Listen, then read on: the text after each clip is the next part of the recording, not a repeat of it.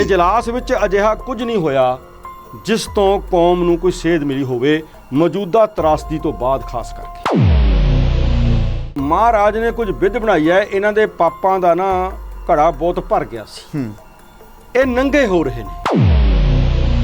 सुखबीर दा दबाव पिया, नागपुर दा दबाव पिया। 4 दिनों बाद उसे लोंगोवाल ने ये बयान बदल लिया कि असी पुलिस दे हथ अपनी दाड़ी नहीं फड़ाउणी। ये उन्होंने कहा कि गुरु ग्रंथ साहब जी दा जिहड़ा बेअदबी हुंदी है उहदे लई उम्र कैद तय की जावे। अज वो की जिहड़ी उम्र कैद तय करनी सी वो श्रोमणी कमेटी ने करनी सी। सारे वर्ल्ड विच जिहड़े मर्जी सिख नूं पुछो भी तैनूं किवें महसूस होया जदों तूं 328 रूपां दे लापता होण ते 450 दे बंदरगाह उत्ते ही सलाबे जाण दे बारे सुणदा है। बेअदबी तुसीं कर चुके हो जी, भावनावां तुसीं भड़का चुके हो। जग जाहिर 295 लग गई है तुहाडे अपने कहे मुताबक, ते जाओ हुण जेल੍ਹਾਂ 'ਚ बैठो जाके सारी उम्र।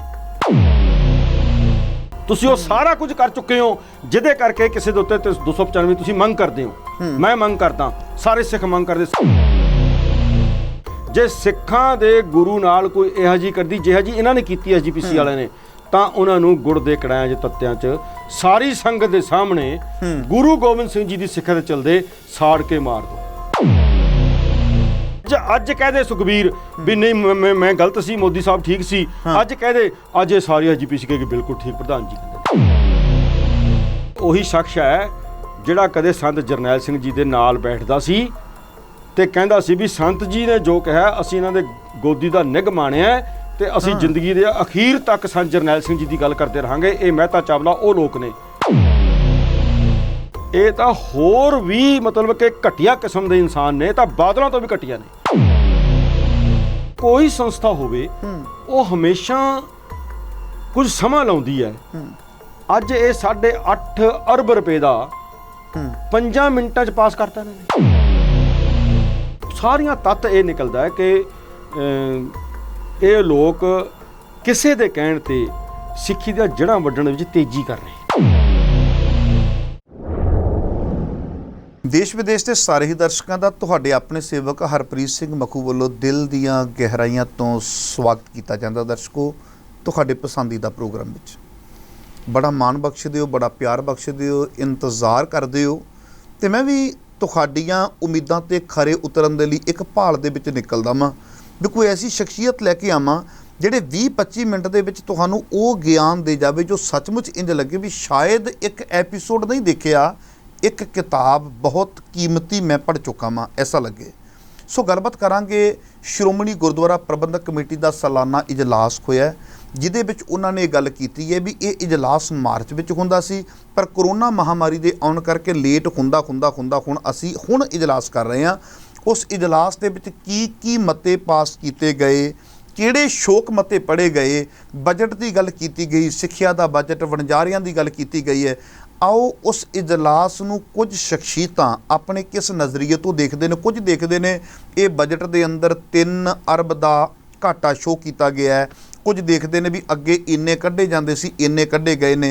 श्रोमणी गुरुद्वारा प्रबंधक कमेटी के पर परसन हर एक मैंबर का 3 लाख रुपया जिहड़ा कोटा हुंदा सी वो 2 ते कीता गया। हर कोई अपने नज़रिए नाल देखदा है, पर कुछ ऐसिया शख्सियतां ने ਜਿਹੜੀਆਂ देखदियां पईयां ने भी गुरु ग्रंथ साहिब जी की हजूरी के अंदर जे कोई मानवता की मनुखी हकों की गल करता है तो उन्होंने 4-4 बंदे किवें रोकते पे ने, जबकि उस समय कौम की बड़ी मायनाज हस्ती सिंह साहब ज्ञानी हरप्रीत सिंह जी भी उस जगह के उपर हाज़र ने।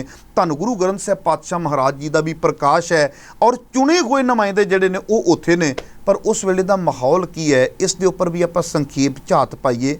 बाहरले पासे लग्या होया मोर्चा जो लंबे समय तो चलता आ रहा 328 स्वरूपों का हिसाब मंगते हैं।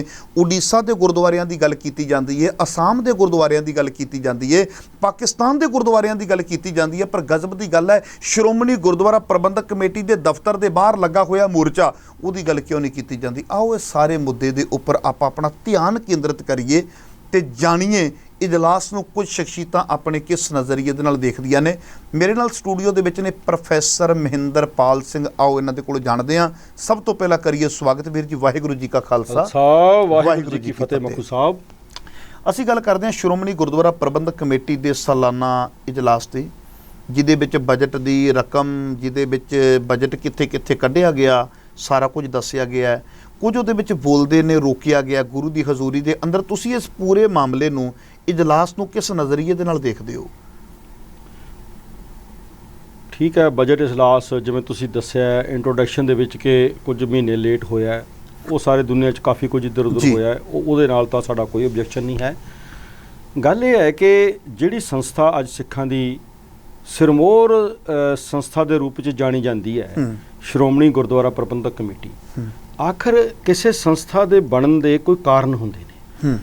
ਕਿਸ ਮਾਹੌਲ 'ਚੋਂ ਇਹ ਬਣੀ ਹੈ, ਇਹ ਲੰਬਾ ਇਤਿਹਾਸ ਹੈ, ਪਰ ਸਾਰੇ ਸਿੱਖਾਂ ਨੂੰ ਪਤਾ ਹੈ ਕਿ ਗੁਰਦੁਆਰਾ ਸੁਧਾਰ ਲਹਿਰ ਗਿਆਨੀ ਦਿੱਤ ਸਿੰਘ ਜੀ ਵੱਲੋਂ ਸਿੰਘ ਸਭਾ ਲਹਿਰ ਚਲਾਈ ਗਈ, ਜਿਹੜੀ ਸਿੱਖਾਂ ਦੇ ਸੱਚ ਨੂੰ ਦੁਨੀਆ ਸਾਹਮਣੇ ਲਿਆਉਣ ਲਈ ਚੱਲੀ ਸੀ, ਉਹਦੇ ਵਿੱਚੋਂ ਹੀ ਅਕਾਲੀ ਦਲ ਨਿਕਲਿਆ 1920 ਦੇ ਵਿੱਚ, ਉਹਦੇ ਵਿੱਚੋਂ ਹੀ ਸ਼੍ਰੋਮਣੀ ਗੁਰਦੁਆਰਾ ਪ੍ਰਬੰਧਕ ਕਮੇਟੀ ਨਿਕਲੀ। ਭਾਵ ਜਿੰਨੇ ਵੀ ਗੁਰੂ ਸਾਹਿਬ ਜੀ ਨਾਲ ਸੰਬੰਧਿਤ ਗੁਰਦੁਆਰਾ ਸਾਹਿਬ ਹਨ, ਉਹਨਾਂ ਸਾਰਿਆਂ ਦੀ ਮਰਿਆਦਾ ਇੱਕ ਹੋ ਕੇ ਤੇ ਸਦਾ ਲਈ ਬਰਾਬਰ ਚੱਲਦੀ ਰਹੇ।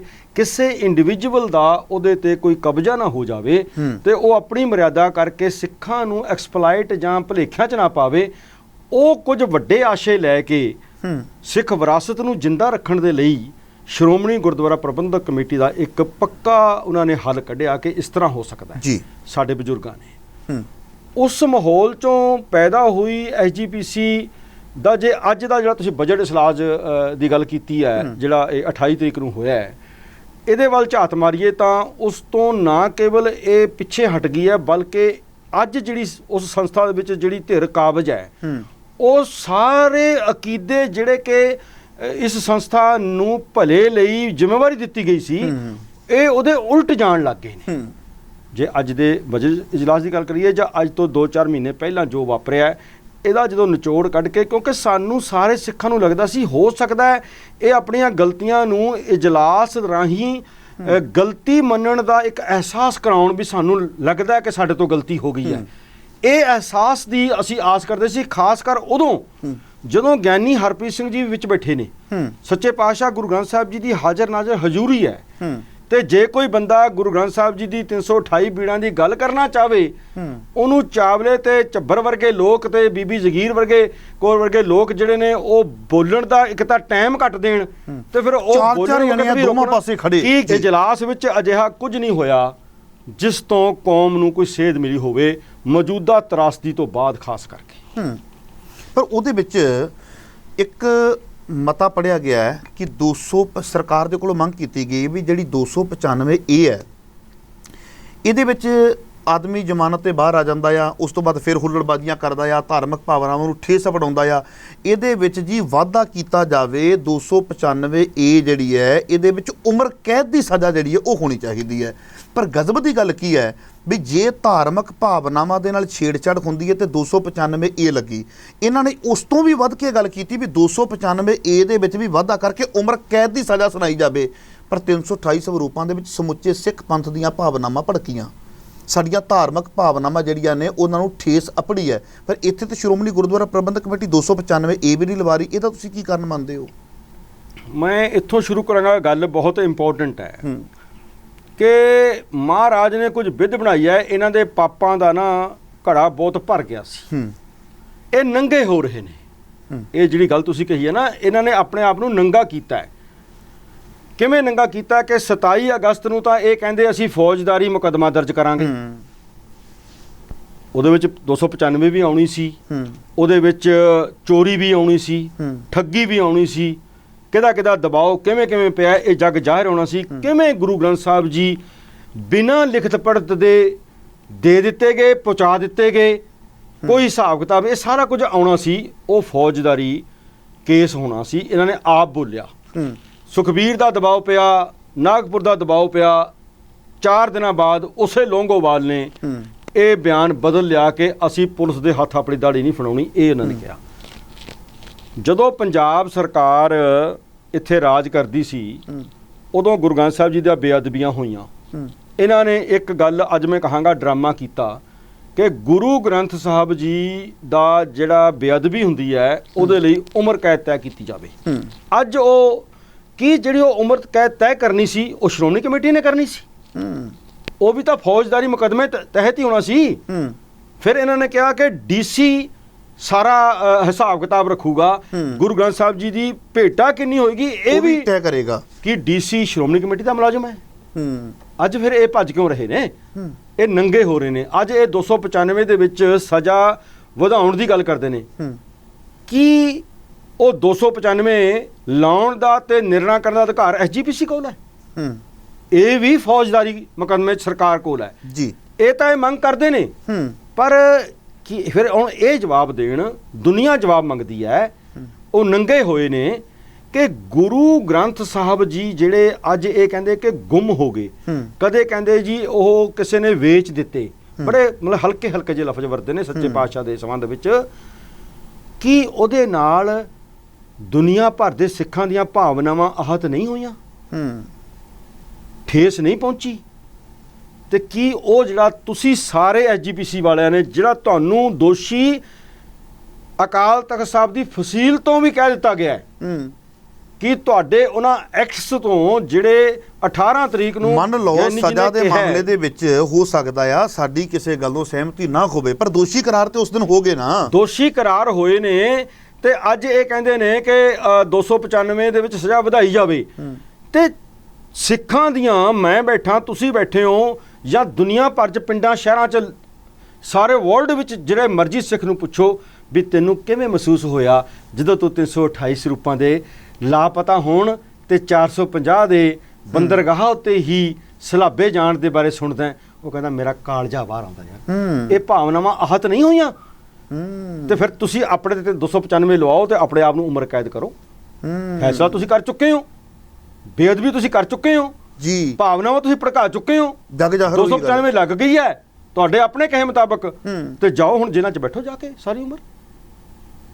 ਫੈਸਲਾ ਤੁਸੀਂ ਕਰ ਚੁੱਕੇ ਹੋ। ਮੰਨ ਲਓ ਤੁਹਾਡਾ ਫੈਸਲਾ ਹੀ ਮੰਨ ਲਿਆ, 295 'ਚ ਉਮਰ ਕੈਦ ਮੰਨ ਲਿਆ, ਠੀਕ ਹੈ, ਮੈਂ ਸਹਿਮਤ ਹਾਂ, ਐਸਜੀਪੀਸੀ ਨਾਲ ਮੈਂ ਸਹਿਮਤ ਹਾਂ।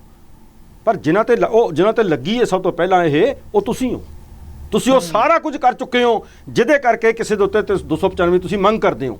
ਮੈਂ ਮੰਗ ਕਰਦਾ, ਸਾਰੇ ਸਿੱਖ ਮੰਗ ਕਰਦੇ, ਸਾਰਾ ਹਰੇਕ ਕਰਦਾ, ਹਿੰਦੂ ਵੀ ਕਰਦਾ, ਮੁਸਲਮਾਨ ਵੀ ਕਰਦਾ। ਜੇ ਉਹਨਾਂ ਦੀਆਂ ਧਾਰਮਿਕ ਭਾਵਨਾਵਾਂ ਆਹਤ ਹੋਣਗੇ, ਇੱਥੇ ਤਾਂ ਅਸੀਂ ਸਿੱਖ ਹਾਂ, ਸਾਡੀਆਂ ਹੋਈਆਂ ਨੇ, ਤੁਸੀਂ ਕੀਤੀਆਂ ਨੇ ਜੀ, ਤੁਸੀਂ ਮੰਨੇ ਹੋ। ਅਕਾਲ ਤਖ਼ਤ ਸਾਹਿਬ ਦੇ ਤੁਹਾਡੇ ਜਥੇਦਾਰ ਨੇ ਹੀ ਤੁਹਾਨੂੰ ਕਹਿ ਦਿੱਤਾ ਕਿ ਤੁਸੀਂ ਦੋਸ਼ੀ ਹੋ, ਫਿਰ ਬਾਕੀ ਕੀ ਰਹਿ ਗਿਆ ਜੀ? ਮੈਂ ਤਾਂ ਕਿਹਾ ਕਿ ਗੁਰੂ ਨੇ ਨੰਗੇ ਤਾਂ ਕਰਤੇ ਜੀ, ਸਜ਼ਾ ਤਾਂ ਹੁਣ ਗੁਰੂ ਗੋਬਿੰਦ ਸਿੰਘ ਜੀ ਦੇ ਦੱਸੇ ਹੋਏ ਮਾਰਗ ਰਾਹੀਂ ਇਹ ਇਜਾਜ਼ਤ ਲੈਣ ਹੁਣ ਇਹ ਵੀ ਬੇਸ਼ੱਕ ਇੰਡੀਅਨ ਸੰਵਿਧਾਨ ਦੇ ਵਿੱਚ ਇਹ ਗੱਲ ਹੈ, ਬੇਸ਼ੱਕ ਨਹੀਂ ਆ, ਪਰ ਸਿੱਖਾਂ ਵਾਸਤੇ ਜੋੜ ਦਿਓ। ਜੇ ਸਿੱਖਾਂ ਦੇ ਗੁਰੂ ਨਾਲ ਕੋਈ ਇਹੋ ਜਿਹੀ ਕਰਦੀ ਜਿਹੋ ਜਿਹੀ ਇਹਨਾਂ ਨੇ ਕੀਤੀ ਐਸਜੀਪੀਸੀ ਵਾਲਿਆਂ ਨੇ, ਤਾਂ ਉਹਨਾਂ ਨੂੰ ਗੁੜ ਦੇ ਕੜਾਇਆਂ 'ਚ ਤੱਤਿਆਂ 'ਚ ਸਾਰੀ ਸੰਗਤ ਦੇ ਸਾਹਮਣੇ ਗੁਰੂ ਗੋਬਿੰਦ ਸਿੰਘ ਜੀ ਦੀ ਸਿੱਖਿਆ ਦੇ ਚਲਦੇ ਸਾੜ ਕੇ ਮਾਰ ਦਿਓ। ਇਹ ਮੰਗ ਕਰਨ ਤੇ ਆਪ ਫਿਰ ਤਿਆਰ ਹੋਣ, ਜਿਹੜੀ ਗੱਲ ਸੱਚੀ ਹੈ ਜੀ। ਉਹ ਆਪਾਂ ਜੋ ਮਰਜ਼ੀ ਐਵੇਂ ਟਾਈਮ ਪਾਸ ਕਰਨ ਲਈ ਕਹਿ ਦੇਣ, ਇਹ ਅੱਜ ਸਾਡੇ ਤੇ ਉਹਨਾਂ ਦੇ ਹਿਸਾਬ ਨਾਲ ਭੀੜ ਆਈ ਹੈ, ਅੱਜ ਕੁਝ ਬੋਲ ਦਈਏ, ਕੁਝ ਮਾਫੀ ਲਫ਼ਜ਼ ਵਰਤੀਏ, ਇਹ ਸਾਰੀਆਂ ਗੱਲਾਂ ਬਿਲਕੁਲ ਫਰਾਡ ਕਰਦੇ ਨੇ। ਔਰ ਅੱਜ ਤਾਂ ਬਹੁਤ ਬੋਲਿਆ ਲੌਂਗੋਵਾਲ ਸਾਹਿਬ ਉੱਥੇ ਕਿਸਾਨਾਂ ਦੇ ਮਸਲੇ ਤੇ ਪੋਲੀਟੀਕਲੀ ਸਟੇਟਮੈਂਟਸ ਦੇ ਰਿਹਾ। ਇੱਕ ਚੀਜ਼ ਮੈਂ ਹੋਰ ਇੱਥੇ ਨਾਲ ਐਡ ਕਰਨੀ ਚਾਹੁੰਦਾ ਵਾਂ, ਜਿਹੜੇ ਮਤੇ ਪਾਏ ਗਏ ਨੇ ਉਹਨਾਂ ਦੇ ਵਿੱਚ ਮਤਾ ਇਹ ਵੀ ਕਿਸਾਨਾਂ ਵਾਲਾ ਵੀ ਪਾਇਆ ਗਿਆ ਜੀ ਜੀ। ਜੇ ਸੁਖਬੀਰ ਸਿੰਘ ਬਾਦਲ ਤੇ ਬੀਬਾ ਹਰਸਿਮਰਤ ਕੌਰ ਬਾਦਲ ਇਹ ਆਪਣਾ ਸਟੈਂਡ ਮੋਦੀ ਦੇ ਬਿਆਨ ਦੇ ਉੱਪਰ ਹੀ ਪੱਕਾ ਰੱਖਦੇ, ਬਿੱਲਾਂ ਦੇ ਹੱਕ ਦੇ ਵਿੱਚ ਹੁੰਦੇ, ਕਿ ਸ਼੍ਰੋਮਣੀ ਗੁਰਦੁਆਰਾ ਪ੍ਰਬੰਧਕ ਕਮੇਟੀ ਫਿਰ ਵੀ ਕਿਸਾਨਾਂ ਦੇ ਹੱਕ ਦੇ ਵਿੱਚ ਮਤਾ ਪੜ੍ਹਦੀ। ਇਹ ਹੋ ਚੁੱਕਾ ਜੀ, ਜਦੋਂ ਉਹ ਕਿਸਾਨਾਂ ਦੇ ਹੱਕ 'ਚ ਬੋਲ ਰਹੇ ਸੀ ਉਦੋਂ ਐਸਜੀਪੀਸੀ ਦਾ ਪ੍ਰਧਾਨ ਸਮੇਤ ਸਾਰੀ ਐਗਜ਼ੈਕਟਿਵ ਤੇ ਗਿਆਨੀ ਹਰਪ੍ਰੀਤ ਸਿੰਘ ਜੀ ਸਾਰੇ ਇਹ ਗੱਲ ਸੁਣ ਰਹੇ ਸੀ। ਉਦੋਂ ਹੀ ਤੁਹਾਡੇ ਸਵਾਲ ਦਾ ਜਵਾਬ ਆ, ਉਦੋਂ ਨਹੀਂ ਇਹ ਕੋਈ ਬੋਲੇ ਗੁੰਗੇ ਤੇ ਫਿਰ ਦੁਬਾਰਾ ਗੁੰਗੇ। ਅੱਜ ਕਹਦੇ ਸੁਖਬੀਰ ਵੀ ਨਹੀਂ ਮੈਂ ਗਲਤ ਸੀ, ਮੋਦੀ ਸਾਹਿਬ ਠੀਕ ਸੀ, ਅੱਜ ਕਹਦੇ ਅੱਜ ਇਹ ਸਾਰੀ ਐਸਜੀਪੀਸੀ ਕਹੇਗੀ ਬਿਲਕੁਲ ਠੀਕ, ਪ੍ਰਧਾਨ ਜੀ ਕਹਿੰਦੇ ਨੇ। ਕਿਉਂਕਿ ਬਹੁਤ ਪੁਰਾਣੀ ਕ੍ਰਿਸਚਨ ਕਹਾਣੀ ਹੈ, ਉਹਨੂੰ ਪੰਜਾਬੀ 'ਚ ਕਨਵਰਟ ਕਰਕੇ ਉਹਨਾਂ ਨੇ ਥਾਣੇਦਾਰੀ ਬਣਾਈ ਹੈ। ਥਾਣੇਦਾਰ ਗਲੀ ਦੇ ਵਿੱਚ ਇੱਕ ਕੁੱਤੇ ਦੇ ਕਿਸੇ ਬੰਦੇ ਨੂੰ ਲੜਨ ਕਰਕੇ ਆਪਣੇ ਜਿਵੇਂ ਰੰਗ ਬਦਲਦਾ ਹੈ, ਉਸ ਕਹਾਣੀ ਦਾ ਵਿਸ਼ਾ ਹੈ ਕਿ ਕੋਈ ਉਹਦੇ ਕੰਨ 'ਚ ਗੱਲ ਪਾਉਂਦਾ ਹੈ ਕਿ ਇਹ ਕੁੱਤਾ ਜੀ ਉਹ ਫਲਾਣੇ ਗਰੀਬ ਦਾ ਤਾਂ ਉਹ ਕਹਿੰਦਾ ਲਿਆ ਉਹਨੂੰ ਫੜ ਕੇ, ਮੈਂ ਦੱਸਦਾ ਕੋਈ ਕੁੱਤੇ ਸਾਂਭਦੇ ਨੇ, ਕੁੱਤੇ ਸਾਂਭੇ ਨਹੀਂ ਜਾਂਦੇ, ਲੋਕਾਂ ਨੂੰ ਵੜਦੇ ਫਿਰਦੇ ਨੇ। ਵਿੱਚੋਂ ਹੀ ਭੀੜ ਚੋਂ ਕਹਿੰਦਾ ਨਹੀਂ ਜੀ ਇਹ ਤਾਂ ਰਾਏ ਬਹਾਦਰ ਸਾਹਿਬ ਦਾ ਲੱਗਦਾ ਹੈ, ਇਹ ਤਾਂ ਫਲਾਣੇ ਸਰਦਾਰ ਜੀ ਦਾ ਲੱਗਦਾ ਹੈ, ਲੈ ਇਹ ਕੁੱਤੇ ਨੂੰ ਲੱਤ ਮਾਰਦੇ ਹੋਣੇ ਨੇ। ਇਹ ਇਹਨਾਂ ਦਾ ਹਿਸਾਬ ਉਹ ਉਸ ਗਿਰਗਟ ਦੇ ਰੰਗ ਵਾਲਾ ਹੈ। ਇਹ ਤਾਂ ਦੇਖਦੇ ਨੇ ਵੀ ਪ੍ਰਧਾਨ ਜੀ ਸੁਖਬੀਰ ਜੀ ਕੀ ਬੋਲਦੇ ਨੇ, ਉਹਦੇ ਮੁਤਾਬਕ ਬਦਲ ਜਾਂਦੇ ਨੇ। ਆਹ 27 ਅਗਸਤ ਤੋਂ 5 ਸਤੰਬਰ ਚ ਬਦਲੇ ਨਹੀਂ ਹਨ। ਉਹ ਕਿਹਦੇ ਕਹਿਣ ਤੇ ਕਿਉਂਕਿ ਕੋਹਲੀ ਫਸਦਾ, ਕੋਹਲੀ ਅੱਜ ਦੀ ਰੂਹ ਹੈ ਸੁਖਬੀਰ ਬਾਦਲ ਦੇ ਪੈਸੇ ਦੀ। ਪੈਸੇ ਨੂੰ ਕਾਲਾ ਚਿੱਟਾ ਕਰਨ ਕੌਣ ਕਰਦਾ ਹੈ? ਕੋਈ ਕਾਗਜ਼ ਤਾਂ ਭਰਨੇ ਪੈਣਗੇ ਲੋਕਾਂ ਨੂੰ ਦਿਖਾਉਣ ਵਾਸਤੇ, ਉਹ ਤਾਂ ਕੋਹਲੀ ਕਰਦਾ ਹੈ। ਤੇ ਕੋਹਲੀ ਨੂੰ ਸਜ਼ਾ ਮਿਲ ਰਹੀ ਹੈ ਤੇ ਨਾਲ ਦੀ ਨਾਲ ਉਹ ਬਿਆਨ ਜਿਹੜਾ ਤੁਸੀਂ ਪੁੱਛਿਆ ਨਾ ਉਹ ਹੋ ਗਿਆ। ਉਹ ਸਭ ਕੁਝ ਦੇਖ ਲਿਆ ਲੋਕਾਂ ਨੇ ਕਿ ਕੋਹਲੀ ਫਸਦਾ ਦੇਖ ਕੇ ਸੁਖਬੀਰ ਨੇ ਫੈਸਲਾ ਹੀ ਬਦਲਾਤਾ। ਇਦਾਂ ਹੀ ਇਹ ਨਹੀਂ ਕੁਝ ਕਰ ਸਕਦੇ। ਅੱਜ ਜਿਹੜਾ ਮਤਲਬ ਕਹਿਣ ਤੋਂ ਸੁੱਚਾ ਆਨੰਦ ਕਹਿ ਲਓ, ਔਰੰਗਜ਼ੇਬ ਕਹਿ ਲਓ, ਸੂਬਾ ਸਰਹੰਦ ਕਹਿ ਲਓ, ਸੂਬਾ ਲਾਹੌਰ ਕੋ ਸਾਰਿਆਂ ਨੂੰ ਮਿਲਾ ਕੇ ਜੇ ਕੋਈ ਚੀਜ਼ ਬਣਦੀ ਹੈ ਨਾ, ਜੇ ਕੋਈ ਉੱਥੇ ਬੋਲਦਾ ਹੈ, ਜੇ ਉਹ ਕੋਈ ਉੱਥੇ ਬੋਲਦਾ ਹੈ ਤੇ 4-4 ਬੰਦਿਆਂ ਦਾ ਰੋਕਣਾ ਕੀ ਇਹ ਮਨੁੱਖੀ ਹੱਕਾਂ ਦਾ ਘਾਣ ਨਹੀਂ ਹੈ? ਦੇਖੋ ਜੀ, ਮਨੁੱਖੀ ਹੱਕਾਂ ਦਾ ਜਿਹੜਾ ਸਮਝ ਹੈ ਉਹ ਮੈਨੂੰ ਤਾਂ ਗੁਰੂ ਨਾਨਕ ਦੇ ਘਰ ਚੋਂ ਆਈ ਹੈ। ਚਾਹੇ ਗੁਰੂ ਨਾਨਕ ਨੇ ਬਾਬਰ ਨੂੰ ਜਾਬਰ ਕਿਹਾ ਹੋਵੇ, ਚਾਹੇ ਗੁਰੂ ਤੇਗ ਬਹਾਦਰ ਸਾਹਿਬ ਦਿੱਲੀ ਜਾ ਕੇ ਕੀਤਾ ਹੋਵੇ। ਮਨੁੱਖੀ ਅਧਿਕਾਰਾਂ ਦੀ ਗੱਲ ਤਾਂ ਤੁਸੀਂ ਕਿਹਾ ਜਿਹੜੀ ਹੈਗੀ ਹੈ, ਇਹ ਤਾਂ ਮਤਲਬ ਕਹਿਣ ਤੋਂ ਮੈਂ ਤੁਹਾਨੂੰ ਪਹਿਲਾਂ ਕਿਹਾ ਸੀ ਵੀ ਇਹ ਉਸ ਸਾਰੀ ਚੀਜ਼ ਦੇ ਉਲਟ ਜਾ ਗਏ ਨੇ ਜਿਹਦੇ ਕਰਕੇ ਇਹ ਐਸਜੀਪੀਸੀ ਬਣੀ ਸੀ। ਉਹਦੇ ਵਿੱਚ ਹੀ ਆ ਹੈ ਕਿ ਮੈਂ ਪਹਿਲਾਂ ਕਿਹਾ ਕਿ ਇੱਕ ਬੁਲਾਰਾ ਬੋਲ ਰਿਹਾ ਤੇ 4 ਨੂੰ ਚੁੱਪ ਕਰਾ ਰਹੇ ਨੇ। ਗਿਆਨੀ ਹਰਪ੍ਰੀਤ ਸਿੰਘ ਸਾਹਮਣੇ ਬੈਠੇ ਨੇ, ਮਹਾਰਾਜ ਦੀ ਹਜ਼ੂਰੀ ਹੈ। ਸੋ ਮਨੁੱਖੀ ਅਧਿਕਾਰਾਂ ਸਮੇਤ ਕਿਸੇ ਦੇ ਵੀ। ਔਰ ਇੱਕ ਹੋਰ ਗੱਲ ਹੈ, ਬੋਲ ਬੀਬੀ ਰਹੀ ਹੈ, ਬਿਠਾ ਬੰਦਾ ਰਿਹਾ। ਹਾਂ, ਅਮਰਜੀਤ ਸਿੰਘ ਚਾਵਲਾ ਇਹ ਉਹੀ, ਬਹੁਤ ਕੋਈ ਲਫ਼ਜ਼ ਹੋਰ ਨਿਕਲਣ ਲੱਗਾ ਸੀ, ਉਹੀ ਸ਼ਖਸ ਹੈ ਜਿਹੜਾ ਕਦੇ ਸੰਤ ਜਰਨੈਲ ਸਿੰਘ ਜੀ ਦੇ ਨਾਲ ਬੈਠਦਾ ਸੀ ਤੇ ਕਹਿੰਦਾ ਸੀ ਵੀ ਸੰਤ ਜੀ ਨੇ ਜੋ ਕਿਹਾ ਅਸੀਂ ਇਹਨਾਂ ਦੇ ਗੋਦੀ ਦਾ ਨਿੱਘ ਮਾਣਿਆ ਤੇ ਅਸੀਂ ਜ਼ਿੰਦਗੀ ਦੇ ਅਖੀਰ ਤੱਕ ਸੰਤ ਜਰਨੈਲ ਸਿੰਘ ਜੀ ਦੀ ਗੱਲ ਕਰਦੇ ਰਹਾਂਗੇ। ਇਹ ਮਹਿਤਾ ਚਾਵਲਾ ਉਹ ਲੋਕ ਨੇ। ਇਹ ਤਾਂ ਹੋਰ ਵੀ ਮਤਲਬ ਕਿ ਘਟੀਆ ਕਿਸਮ ਦੇ ਇਨਸਾਨ ਨੇ, ਤਾਂ ਬਾਦਲਾਂ ਤੋਂ ਵੀ ਘਟੀਆ ਨੇ। ਉਹ ਕਿਉਂ ਘਟੇ ਨੇ? ਬਾਦਲ ਕਿਸੇ ਨਾ ਕਿਸੇ ਤਰੀਕੇ ਸੰਤ ਜੀ ਦੇ ਹੁੰਦਿਆਂ ਵੀ ਵਿਰੋਧ ਕਰਦਾ ਰਿਹਾ। ਸੰਤ ਜੀ ਦਾ ਲੋਕਾਂ ਨੇ ਬੇਸ਼ੱਕ ਉਹਨੂੰ ਮੂੰਹ ਨਹੀਂ ਲਾਇਆ ਇਸ ਕਰਕੇ। ਇਹ ਤਾਂ ਧੋਖਾ ਕਰਦੇ ਰਹੇ ਬੰਦੇ। ਇਹ ਬਾਦਲਾਂ ਦੇ ਸੀ ਤੇ ਬੈਠੇ ਰਹੇ ਸੰਤਾਂ ਨਾਲ ਤੇ ਅੱਜ ਆਪਣਾ ਰੂਪ ਦਿਖਾ ਰਹੇ ਨੇ। ਤੇ ਉਹਨੂੰ ਕੀ ਹੱਕ ਹੈ ਬੀਬੀ ਕਿਰਨਜੋਤ ਜਾਂ ਕੋਈ ਵੀ ਬੋਲੇ ਉਹਨੂੰ ਬਿਠਾਉਣ ਦਾ? ਕੀ ਹੱਕ, ਕਿਹੜੇ ਹੱਕ ਨਾਲ ਬੋਲ ਰਿਹਾ ਉਹ ਕੀ ਹੈ? ਕੀ ਉਹ ਥਾਣੇਦਾਰ ਹੈ? ਕੀ ਉਹ ਉੱਥੇ ਮਾਰਸ਼ਲ ਲਾਇਆ ਹੋਇਆ ਹੈ? ਕੀ ਉਹਦੀ ਪੋਸਟ ਤੱਕ? ਉਹ ਤਾਂ ਐਸਜੀਪੀਸੀ ਦਾ ਮੈਂਬਰ ਹੈ ਜਾਂ ਐਗਜ਼ੈਕਟਿਵ ਦਾ ਹੋਊਗਾ, ਜੋ ਵੀ ਉਹਦਾ ਹੈਗਾ। ਉਹ ਤਾਂ ਬੈਠੇ ਜਿਵੇਂ ਬਾਕੀ ਬੈਠੇ ਨੇ ਮੈਂਬਰ। ਉਹ ਵੀ ਸੁਣੇ, ਜਦੋਂ ਉਹਦਾ ਟਾਈਮ ਆਵੇ ਉਹ ਬੋਲੇ, ਆਪੇ ਲੋਕ ਨਿਰਣਾ ਕਰ ਲੈਣਗੇ ਵੀ ਉਹ ਕੀ ਬੋਲਦਾ। ਉਹ ਇੱਕ ਅੱਡ ਵਿਸ਼ਾ, ਬਟ ਇਹ ਕਰਨਾ ਇਹ ਤਾਂ ਜ਼ੁਲਮ ਹੈ, ਜ਼ੁਲਮ। ਜਿਹੜੇ ਝੱਬਰ ਨਾਲ ਖੜਾ ਨਜ਼ਰ ਆ ਰਿਹਾ ਹੈ ਜੀ ਜੀ, ਉਹ ਤੁਹਾਡੀ ਪਾਰਟੀ ਦੇ ਵਿੱਚੋਂ ਸੀ? ਅੱਜ ਵੀ ਜਿਹੜਾ ਖੜਾ ਹੈ ਉਹ ਸਾਡੀ ਪਾਰਟੀ ਦੀਆਂ ਵੋਟਾਂ ਲੈ ਕੇ ਖੜਾ। ਜੇ ਸਾਡੀ ਪਾਰਟੀ ਵੱਲੋਂ ਜਿੱਤਿਆ ਸੀ, ਦੁਬਾਰਾ ਉਸ ਤੋਂ ਇਲੈਕਸ਼ਨ ਤਾਂ ਹੋਈ ਨਹੀਂ 11 ਵਿੱਚ। ਸਾਡੀ ਪਾਰਟੀ ਵੱਲੋਂ ਜੋਗਾ ਵਿਧਾਨ ਸਭਾ ਹਲਕੇ ਤੋਂ ਜਿੱਤਿਆ ਤੇ ਫਿਰ ਕਨਵਰਟ ਹੋ ਕੇ ਚਲਾ ਗਿਆ ਬਾਦਲ ਦਲ 'ਚ।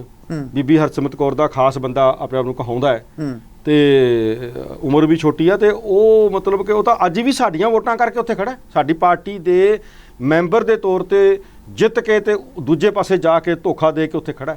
ਅੱਛਾ, ਪਾਰਟੀ ਨੂੰ ਧੋਖਾ ਦਿੱਤਾ ਹੈ? ਧੋਖਾ ਦਿੱਤਾ ਹੈ, ਧੋਖਾ ਹੀ ਹੈ। ਜਦੋਂ ਦੁਬਾਰਾ ਇਲੈਕਸ਼ਨ ਹੋਈ ਨਹੀਂ, ਜਿਹੜੀ ਸਾਡੇ ਵੱਲੋਂ ਜਿੱਤਿਆ ਸੀ ਸਾਡੀ ਪਾਰਟੀ ਵੱਲੋਂ ਸਾਡੇ ਘੋੜੇ ਸਿੰਬਲ ਦੇ ਉੱਤੇ, ਅੱਜ ਉਹ ਉਹਨਾਂ ਦੇ ਟਰੈਕਟਰ ਤੇ ਬਹਿ ਗਿਆ ਜਾ ਕੇ, ਕਿਉਂਕਿ ਕਿਸਾਨ ਯੂਨੀਅਨ ਚੱਲ ਰਹੀ ਹੈ ਨਾ, ਉਹ ਵੀ ਟਰੈਕਟਰ ਤੇ ਬਹਿ ਗਿਆ ਜਾ ਕੇ। ਸੋ ਇਹ ਗੱਲ ਪਤਾ ਕੀ ਹੈ, ਆਪਾਂ ਇਹ ਗੱਲ ਨੂੰ ਬਿਲਕੁਲ ਸੀਰੀਅਸ ਲੈਂਦੇ ਹਾਂ। ਗੁਰੂ ਗ੍ਰੰਥ ਸਾਹਿਬ ਜੀ ਦੇ ਮਾਮਲੇ ਵਿੱਚ ਬਜਟ ਇਜਲਾਸ ਨੇ ਸਿੱਖਾਂ ਨੂੰ ਨਾ ਕੇਵਲ ਦੁਬਾਰਾ ਨਿਰਾਸ਼ ਕੀਤਾ ਹੈ, ਬਲਕਿ ਸਿੱਖ ਦੁਬਾਰਾ ਇਹ ਗੱਲਾਂ ਸੋਚਣ ਲਈ ਮਜਬੂਰ ਹੋ ਰਹੇ ਨੇ ਕੋਈ ਐਸਾ ਕਿਹੜਾ ਤਰੀਕਾ ਅਪਣਾਈਏ ਕਿ ਇਹਨਾਂ ਲੋਕਾਂ ਨੂੰ ਆਪਣੇ ਗੁਰਦੁਆਰਿਆਂ ਦੇ ਪ੍ਰਬੰਧ ਤੋਂ ਪਾਸੇ ਕਰੀਏ ਤੇ ਕੋਈ 4-10 ਚੰਗੇ ਬੰਦੇ ਆ ਕੇ ਘੱਟੋ ਘੱਟ ਜਿੰਨਾ ਇਹਨਾਂ ਨੇ ਨੁਕਸਾਨ ਕਰਤਾ ਹੌਲੀ ਹੌਲੀ ਉਹਦੀ ਪੂਰਤੀ ਕਰਕੇ ਗੁਰ ਸਿਧਾਂਤ ਦੇ ਨਾਲ, ਸਿੱਖ ਸਿਧਾਂਤ ਦੇ ਨਾਲ, ਮਨੁੱਖਵਾਦੀ ਮਾਨਵਵਾਦੀ ਜਿਹੜਾ ਸਾਡਾ ਵਿਰਾਸਤ ਹੈ ਉਹਦੇ ਨਾਲ ਜੋੜੀਏ, ਜੋ ਐਸਜੀਪੀਸੀ ਦਾ ਮੂਲ ਫਰਜ਼ ਹੈ। ਦੂਸਰੀ ਗੱਲ ਮੈਂ ਇਹ ਕਰਨਾ ਚਾਹੁੰਦਾ ਕਿ ਕੋਈ ਦੁਕਾਨ ਦੇ ਬਜਟ ਬਾਰੇ ਵੀ ਜੇ ਇੱਕ ਪਰਿਵਾਰ ਜਾਂ 2 ਭਾਈਵਾਲ ਬੈਠ ਕੇ ਗੱਲ ਕਰਨ ਨਾ, ਉਹਨਾਂ ਨੂੰ ਵੀ 2-4 ਦਿਨ ਲੱਗ ਜਾਂਦੇ ਨੇ ਵੀ ਆਹ ਕੁਝ ਆਇਆ, ਇੰਨਾ ਕੱਪੜਾ ਆਇਆ ਸੀ, ਨਾ ਇਹ ਆਇਆ ਸੀ। ਉਹ ਕਰਦੇ ਨੇ ਕਿ 2-3 ਦਿਨ ਲੱਗਣਗੇ ਭਰਾ, ਟਾਈਮ ਕੱਢ ਕੇ ਆ ਆਪਾਂ ਅਗਲੇ ਸਾਲ ਦਾ ਸਾਰੀ ਪਲੈਨਿੰਗ ਕਰੀਏ। ਉਹ ਬਜਟ ਹੀ ਹੁੰਦਾ ਹੈ। ਉੱਥੋਂ ਸ਼ੁਰੂ ਹੋ ਕੇ ਕੋਈ ਸੰਸਥਾ ਹੋਵੇ ਉਹ ਹਮੇਸ਼ਾ ਕੁਝ ਸਮਾਂ ਲਾਉਂਦੀ ਹੈ। ਅੱਜ ਇਹ 8.5 ਅਰਬ ਰੁਪਏ ਦਾ 5 ਮਿੰਟਾਂ 'ਚ ਪਾਸ ਕਰਤਾ ਇਹਨਾਂ ਨੇ। ਇਹ ਪਹਿਲਾਂ ਵੀ ਚੱਲਿਆ ਆਉਂਦਾ ਹੈ, ਮੈਂ ਪਹਿਲਾਂ ਵੀ ਇਹਦੀ ਮੁਖਾਲਫਤ ਬੜੀ ਵਾਰ ਕੀਤੀ ਹੈ ਕਿਉਂ ਨਾ ਹੋਵੇ ਇਸ ਗੱਲ ਦੇ ਉੱਤੇ 10 ਦਿਨ ਦਾ 15 ਦਿਨ ਦਾ ਸੈਸ਼ਨ ਚੁਣੇ ਹੋਏ ਨੁਮਾਇੰਦੇ ਨੇ ਇਹ ਸੈਸ਼ਨ ਰੱਖਿਆ ਵੀ ਅੱਜ ਸਿਰਫ ਧਰਮ ਪ੍ਰਚਾਰ ਦੀ ਗੱਲ ਚੱਲੂਗੀ। ਸਾਰੇ ਆਪਣੇ ਸੁਝਾਅ ਦਿਓ, ਆਪਣੇ ਆਪਣੀਆਂ ਫਾਈਲਾਂ ਤਿਆਰ ਕਰਕੇ ਲਿਆਓ, ਕੀ ਕਮੀਆਂ ਰਹਿ ਗਈਆਂ, ਕਿੱਥੇ ਆਪਾਂ ਕੀਤਾ। ਅੱਜ ਬਈ ਸਿਰਫ ਧਰਮ ਪ੍ਰਚਾਰ ਦੇ ਬਾਰੇ ਗੱਲ ਕਰਨੀ ਹੈ। ਓਕੇ, ਫਿਰ ਬਜਟ ਪਾਸ ਕਰਾਂਗੇ।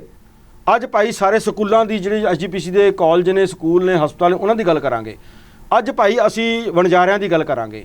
ਇੱਕ ਦਿਨ ਘੱਟੋ ਘੱਟ, ਜ਼ਿਆਦਾ ਵੀ ਹੋ ਸਕਦੇ ਨੇ, ਜਿਵੇਂ ਹੋਰ ਪਾਰਲੀਮੈਂਟਰੀ ਚੁਣੀਆਂ ਹੋਈਆਂ ਸੰਸਥਾਵਾਂ ਨੇ, ਉਹ ਵੀ ਯੂਰਪ ਵਿੱਚ ਜਾ ਕੇ ਦੇਖ ਲਓ ਕਿਵੇਂ ਡਿਬੇਟ ਕਰਦੇ ਨੇ ਹਰ ਇਸ਼ੂ ਦੇ ਉੱਤੇ।